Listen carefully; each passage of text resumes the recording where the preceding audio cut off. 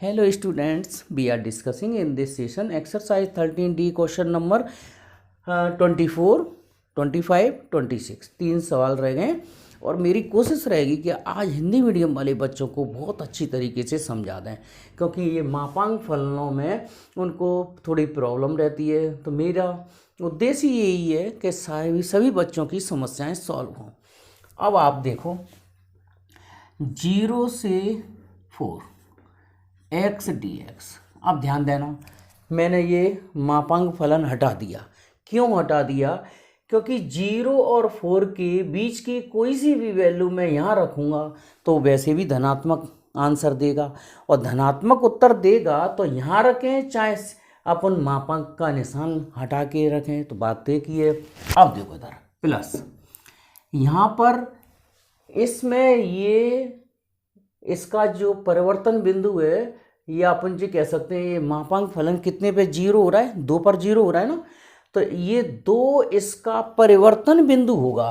तो इसलिए 0 से 4 की लिमिट को 0 से 2 x माइनस 2 dx लिख लो पहले, और फिर प्लस 2 से लेके 4 x माइनस 2 dx लिख लो। अब थोड़ी देर हम रुकेंगे यहाँ पर। देखो ऐसे यहाँ पर 0 2 के बीच की कोई सी भी वैल्यू मैं यहाँ रखूँगा तो ये ऋणात्मक मान देगा ना, बिल्कुल देखा ऋणात्मक देगा। 0 2 के बीच की कोई सी भी संख्या यहाँ रखे तो हमारा जो मापांक फलन है वो हमेशा क्या देता है, धनात्मक उत्तर देता है। तो इसका ऋण का उत्तर और इसका आगे का ऋण इसको क्या बना देगा, पॉजिटिव। यहाँ से जो भी मान निकलेगा वो ऋणात्मक निकलेगा, और ऋणात्मक मान को ये वाला मान ऋणात्मक उसे धनात्मक बना देगा। ठीक है, 2 से 4 अब समझ में आ गया। लिमिट 2 से 4 में ब्रेक क्यों की है, 0 से 2, 2 से 4। जिस वैल्यू पे ये 0 होता है उस लिमिट को हम टर्निंग पॉइंट बोलते हैं। तो हमें 0 से 4 में 0 से 2 और 2 से 4 में ब्रेक करना था। अब आए हम आखिरी वाले पर, तो आखिरी वाला 0 कितने पर हो रहा है, 4 पर। तो 4 पर हो रहा है तो 0 से 4, ये तो शुरुआती और अंतिम बिंदु है, बीच में आ ही नहीं सकता 4। तो यहाँ डायरेक्ट 0 से 4 ले लेंगे और x माइनस 4। हाँ, यहाँ पे एक चीज़ और देखेंगे, 0 और 4 के बीच का कोई सा भी मान अपन यहाँ रखेंगे। 0 4 के बीच में जैसे 2 रखें तो 2 ऋण 4 क्या देगा, माइनस के 2 देगा, ऋणात्मक दे रहा है। तो ऋणात्मक मान आगे ऋण लगा देंगे तो इसका ऋण का मान इसका ऋण का मान मिलके क्या हो जाएगा, धनात्मक, क्योंकि मापांक फलन हमेशा धनात्मक मान ही देना चाहिए।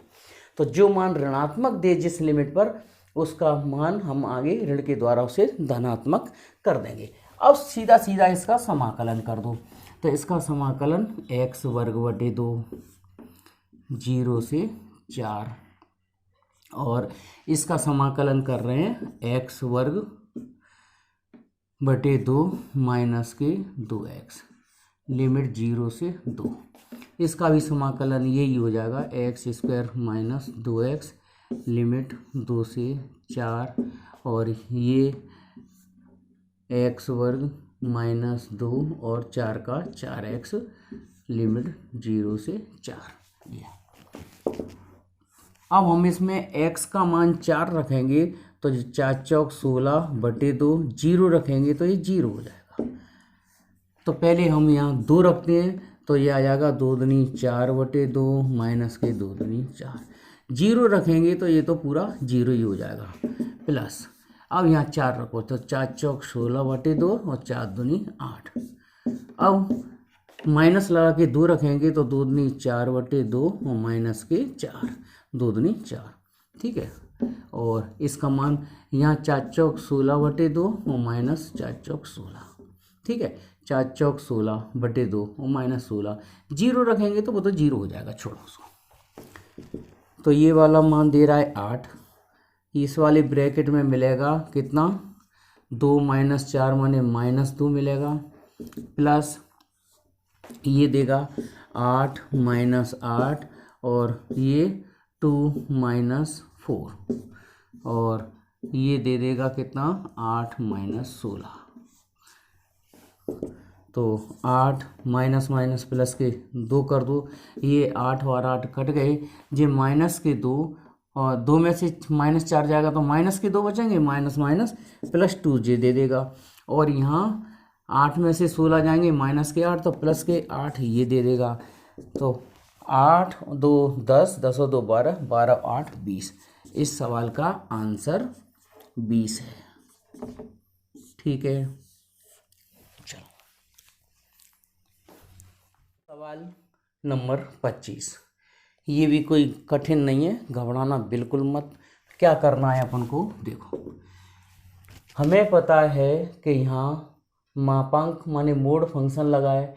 ये वैल्यू ऋणात्मक पर क्या देगा, ऋणात्मक देगा, धनात्मक पर धनात्मक देगा, लेकिन अंत में उत्तर धनात्मक ही निकालेगा। लेकिन हमें साइन का पता है, ये 2 तो बाहर कर दो, -π/2 से लेके 0 तक क्या देगा, ये ऋणात्मक मान। तो आगे ऋण का साइन लगा देंगे प्लस। ठीक है, -π/2 से लेके 0 हो गई भाई। x मोड x किस वैल्यू पे 0 हो रहा है, 0 पर हो रहा है, तो 0 इसका टर्निंग पॉइंट होगा। तो -π/2 से लेके 0 और फिर 0 से π/2 में तो साइन चाहे मापांक लिखो चाहे सीधा x लिखो, पॉजिटिव ही देगा। और यहाँ पर ये निगेटिव दे रहा था ये आंसर, -π/2 से लेके π/2 तक, इसलिए मैंने माइनस का साइन लगा दिया। और कॉस तो ये -π/2 से लेके π/2, कॉस पता है कि कॉस में x माइनस का हो चाहे प्लस का हो, cos minus theta cos theta ही होता है ना। तो x पॉजिटिव हो चाहे नेगेटिव हो, आंसर कॉस पॉजिटिव ही देगा बस। -2 साइन का इंटीग्रेशन -cos x लिमिट -π/2 से लेके 0 +2 साइन का इंटीग्रेशन -cos x और 0 से π/2 और प्लस cos का इंटीग्रेशन sin x और -π/2 से। अब तो सादा जैसे समाकलन होता है वैसे समाकलन कर दो। ये माइनस माइनस प्लस का 2 कर दो, लिमिट रख दो cos 0 -cos π/2 प्लस ये माइनस बाहर कर दो, -2 लिमिट रख दो cos π/2 -cos 0 और ये भी sin π/2 और माइनस साइन -π/2। जैसे सादा अपन लिमिट लगा देते हैं उस तरह से हमने लिमिट लगा दी। cos 0 की वैल्यू 1 होती है, cos π/2 वैल्यू 0 होता है, -2 cos π/2 की वैल्यू 0 और ये -1 प्लस cos sin π/2 की वैल्यू 1 और ये sin -π/2 की वैल्यू -1 होगी तो ये +1 हो जाएगा फाइनली। तो ये देगा 2, ये भी प्लस का 2, वो भी 2, माने कुल मिला के 6। तो इस सवाल का आंसर है 6। ठीक है,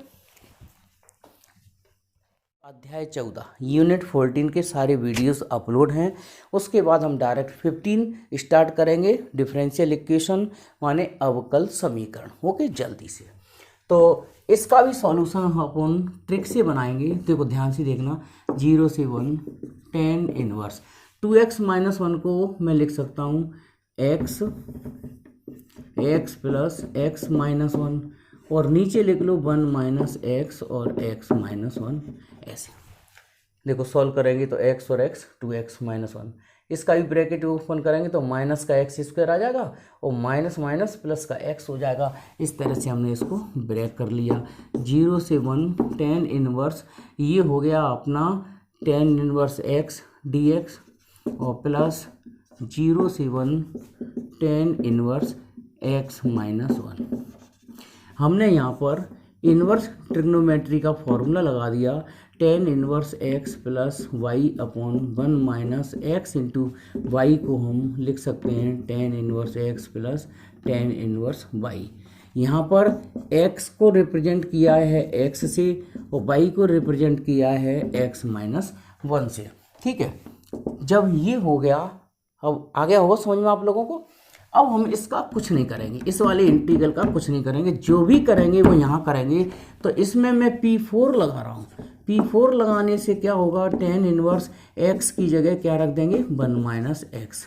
इस वाले इंटीग्रल का कुछ नहीं करना, tan inverse x - 1 dx P4 ध्यान है ना, P4 प्रॉपर्टी होती है कि प्रगुण होता है। इससे हम या 0 से a फंक्शन लिखा हो तो उसको हम क्या लिख सकते हैं, 0 से a f a minus x D x लिख सकते हैं। ठीक है, तो उसके हिसाब से 0 से 1, तो x की जगह हमने क्या रख दिया, x की जगह क्या रख देंगे हम यहाँ 1 माइनस एक्स, क्योंकि अपर लिमिट यहाँ a है और यहाँ कितना है 1 है। अब आपको पता है कि इन्वर्स ट्रिग्नोमेट्री में अगर मैं इसका माइनस कॉमन ले लूँ तो ये बाहर माइनस आ जाएगा, तो 0 से 1 tan इनवर्स ये x माइनस 1 हो जाएगा। और इस सेकंड इंटीग्रल का हमने कुछ नहीं किया है अभी तक, जैसा का जैसा रखा है। अब जो समझदार स्टूडेंट्स हैं, चालाक हैं, क्लेवर हैं, वो समझ रहे होंगे ये और ये कैंसिल आउट हो गया और आंसर 0। तो इस इंटीग्रेशन का answer 0। Okay, finish 13 minute. Okay.